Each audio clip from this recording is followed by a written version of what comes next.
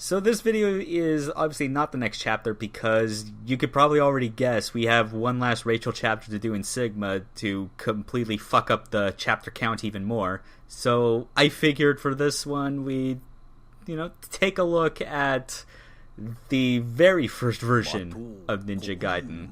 Oh yeah, and by the way, when you let it sit on the title screen, it just starts playing that opening FMV again, which obviously, you would see it like upon starting a new game. But with this, we're just going to show snippets of me doing a successive play run through of this game on hard mode, which is basically not quite like a new game plus. Most of your stuff does reset, but there are some things about it that makes this version kind of unique. Like, first off, we got a much different costume. This is the Ninja of the Future outfit. It is only in this version of Ninja Gaiden, and it was also like an unlockable costume in DOA Ultimate. It has never showed up in anything Ninja Gaiden related ever again, and for reasons that I think the creators themselves would also agree, that this costume is fucking terrible. It looks really stupid, but it does have a laser sword. It does. It has the plasma saber, and when you go up to these kunai scrolls, you don't get a voiceover by Ayane, which is quite a significant change that you probably don't realize if you just start with Black, is that Ayane doesn't actually have much of a speaking role in this version compared to the updates, She still shows up in the cutscenes that matter, like at the end of the chapter, obviously. But, she's, like, they actually treated her in this game, in this version, more like a very light cameo as opposed to a sort of integral part of the cast. So those enemies that we fought are obviously the same ones that we fought when we went through the game on normal and Black and Sigma, but this is on hard, and that's to highlight that I'm just murdering crows everywhere. Just got no sympathy for them. But with the harder difficulties in this version of the game, they aren't completely different enemies or anything to that degree. They're just the same ones you fought on the lower difficulty with their stats boosted. Not health and defense, thankfully. They just hit harder than they used to. I guess that's not the worst way to do it. I mean, at the very least, it's avoiding the awful thing that some other games do of making every battle just this awful slog, because everything just tanks stupid amounts of hits. Yeah, it's true, but that also leads to the issue, I think, with this particular version, that because the enemy layouts aren't different, your same strategy still applies, so the jump in difficulty, like if you're already that good with the combat, really doesn't mean a whole lot. Yeah, it's just a bigger punishment for failure than it is, like, an overall difficulty increase. Yeah. So with this encounter right here, one thing that was changed in future versions is that when you went into rooms that had respawning encounters, in Ninja Gaiden Vanilla, the karma counter resets. In fact, it actually resets if you leave a ranked encounter too early and you get another chance to complete it.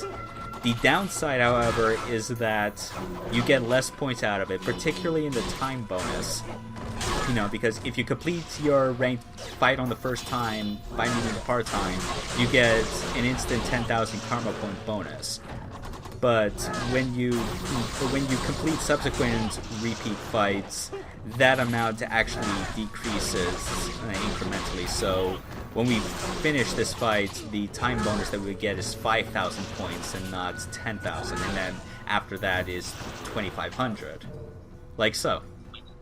Oh, so you can just redo fights as often as you want and kind of point farm, I guess? It kind of does, yeah, which is obviously, you can see why they had removed that feature in subsequent versions, because they wanted to set more in stone like a more hard theoretical limit on what the karma score could possibly be. Because that just leads to so much exploitation if you got something going. And as you can see here, I've got the voice settings on this version of the game set to Japanese, so you can kind of hear what Ryu sounds like in his native language.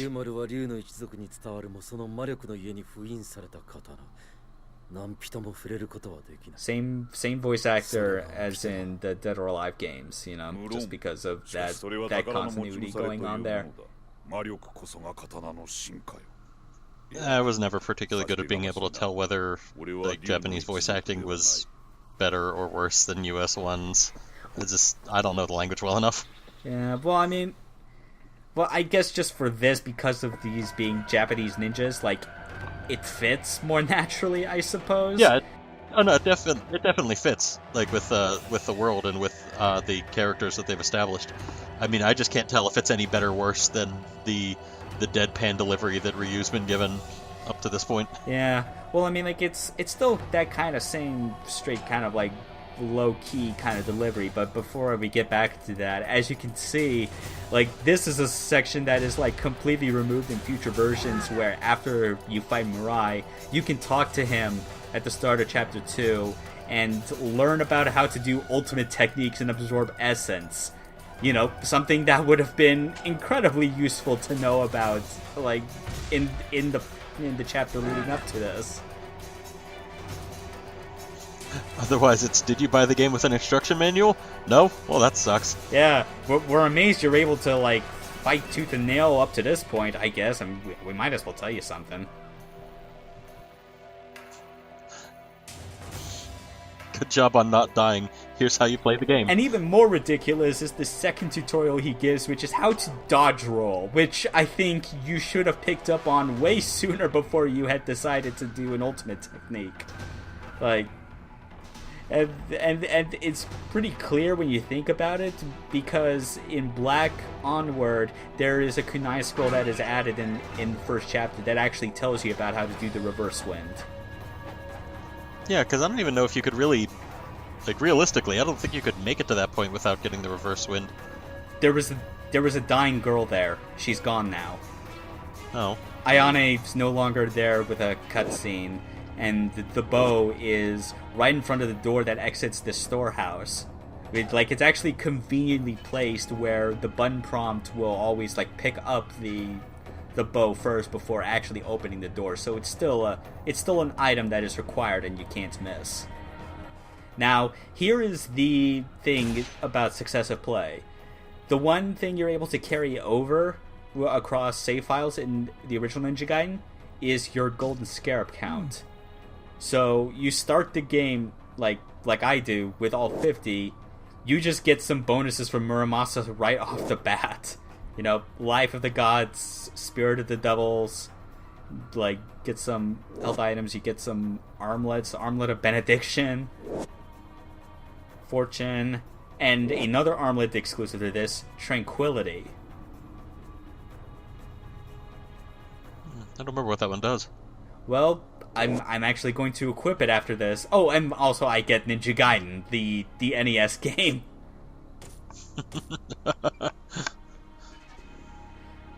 But yes, I'm going to equip the bracelet so you see what it does when we step outside and first pick up the bow.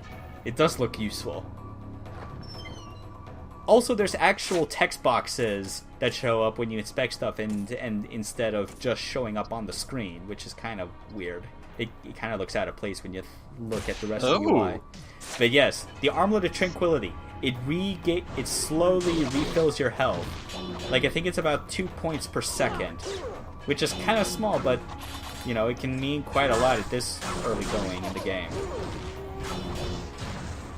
So yeah, we're foregoing any sort of, like, offensive benefit or extra essence or what have you, just for the ability to slowly regain our health. And it's not one of those sort of things where it's like you have to stand still in a position for it to refill. It's like it goes on, like, constantly. You know, whether you're just standing or doing combos, it is refilling some amount of health, which may or may not be useful if you, like, are in a position where you just can't not get hit. I can see why they took that out, though, because it more kind of changes the game from an overall difficulty to just kind of a difficulty per encounter, because you could just, if you're patient enough, you could just sit there and wait for your health to refill after every fight. Yeah. Also, you have 2 levels of zoom with the bow in this version, as opposed to the 1, which is kind of interesting. But yeah, like what you were talking about, that the reason the Armlet of Tranquility, I think, actually existed in this game is because of like a specific weapon and an adverse effect that it has. And like when they took out the Armlet of Tranquility in future versions, they naturally just got rid of that adverse effect from the specific weapon that I am conveniently not saying the name about because it's going to show up at the fucking end. Now, because of the Japanese voice acting that I got set on here, the credits list Kureha as having having an actual voice actor in Japanese, but she doesn't have one in English. So this is the only time you actually get to hear her speak, like coming up. So, and there's no translation for it, unfortunately. So you just have to listen.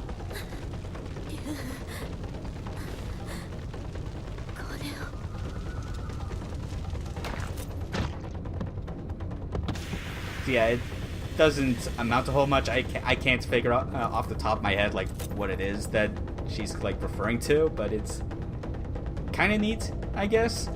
I mean, like, it is neat. I don't know why they bothered. I don't know why they bothered. Wow, I don't know why they didn't give her a line in English. Like, did they just? I can't remember. Did they just remove that cutscene completely, or does she just kind of like mouth nothing? Like, the cutscene was there, and she kind of mouths nothing, but like, if you look at her lip flaps, like, it's not, like, it's very subtle to begin with. Also, the guillotine throw works completely different here.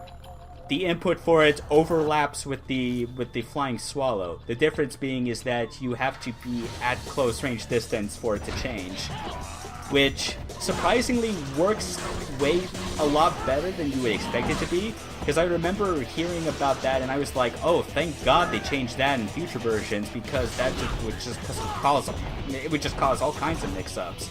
But oddly enough, it kind of doesn't happen as often as you think, because it is judging it by range. Because, you know, like when you do a flying swallow, you're kind of naturally doing it from a set distance. But like, even then, even if it didn't cause that much problems, I'm still glad they did change it to the input that it has in the rest of the series, just because it is, you know, like, it's a 2-button press that is only done in the air. Like, it's the kind of input that you could not possibly mistake with anything else. Yeah, it is kind of nice because at the very least, when they changed it, you have the option of you're intending on doing a guillotine throw instead of a flying swallow, as opposed to like a short-range flying swallow. True. There really wasn't. I mean, I didn't think it was a big deal because I don't remember ever having any instance of, you know, darn, I really wanted to guillotine throw that guy instead of just kind of warping towards him. Yeah, exactly. Same here. We shot the clock tower for some reason. This actually is something that relates to some of the post-game unlockables in this version, because Ninja Gaiden Vanilla is the only version of the game that allows you to unlock all 3 of the original NES Ninja Gaiden games to, like, play. Whereas in Black, you got the arcade version of Ninja Gaiden, which is unlockable for getting all 50 scarabs. But which is something that I actually kind of missed when I got Black. Yeah, I mean, for what it's worth, I much more enjoyed the NES games than I did, like, my brief time with the arcade game. But the thing with this version is that when you get Ninja Gaiden 1 from collecting all the golden scarabs, you don't get all 3 games. It's only Ninja Gaiden 1. You have to find the other 2. And like the means of, like, being able to find Ninja Gaiden 2 and 3, I feel, is, like, super obtuse and, like, kind of weird. Like, I never would have guessed it on my own. And yeah, neither would have I. So, by shooting that clock tower, we got a chest that unlocks Ninja Gaiden 2. And then we'll pick up Ninja Gaiden 3 much later. And in fact, I think maybe actually because of how successive play works, that maybe it made more sense to like pick up the subsequent games when you were on your second playthrough. Because if you already had all golden scarabs the first time, you just pick up Ninja Gaiden 1 again, which is already the key item necessary to unlock the locations of 2 and 3. And the area in which we get Ninja Gaiden 3 is clearly on the critical path. It kind of makes more sense as opposed to what I did the first time when I had like a guide ready. Was I basically backtracked to the area where 2 and 3 were located and did the conditions, which added kind of like unnecessary time to like my end of chapter results. Yeah, I can't remember what I did when I first played Ninja Gaiden 1.